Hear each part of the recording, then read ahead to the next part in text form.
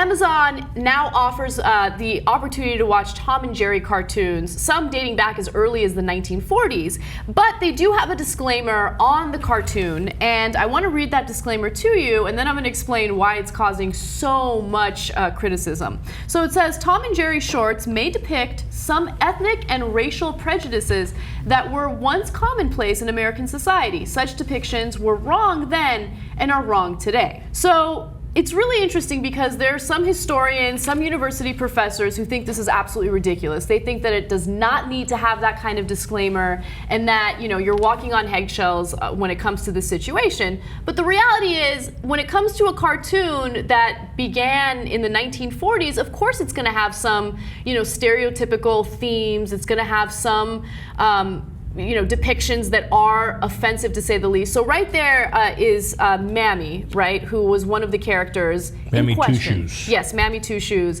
And so, yeah, that depiction is not a good depiction of African American women, right? So I think that's the reason why Amazon felt the need to put that disclaimer there. What do you think? All right, so I actually think this is a bit of a close case. So normally you wouldn't see Mammy Two Shoes' face. That's the only time you ever saw it was in that one episode, right? You see, and she's the maid, right? And so you see her shoes, and she's a stereotypical black maid. And then you saw when the black tar goes on the dogs, the cats, etc., the big red lips, right? And a lot of this comes from the depiction in Gone with the Wind, okay, of the maid there. But we all know that it was from the 1940s, right? And we all know that that's what happened. Now, but the kids might not know. But then are kids going to read the warning about, you know, sensitivities beforehand, etc.? So on the one hand, I feel like we get it. We get it. You don't have to give us warnings. We understand that was made at a different time, right? On the other hand, how much harm is there in the warning? Not that much harm. No, there's right? no harm in the warning. I'm not against the warning. I don't know why people are up in arms. There's one professor who says the following: we're reading history backwards, judging people in the past by our values.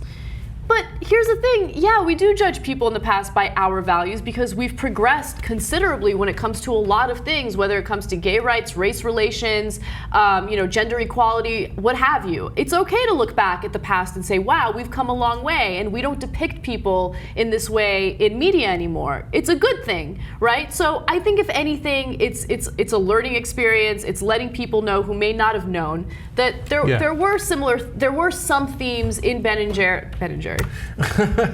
Tom and Jerry, that aren't acceptable today. There's nothing wrong with letting people know about that. Yeah, I've come to a conclusion. So, look, this guy's worried about us offending people in the past. It's a weird thing to worry about, right? Like, we know it was a different context, and if you grew up in a racist culture of the South, in many areas of the country actually at the time, that's the culture you grew up in, you didn't know any better. Like, I understand that. At the same time, it was also racist, and it was also terrible towards black people, and they understood it at the time, right? Okay, but the point isn't to judge the past, and that tiny little warning before the cartoon isn't like you got all emotional over it. Like, he caught feelings over it. You see what I'm saying? Yeah, I don't as if we're why. judging him or someone he knows.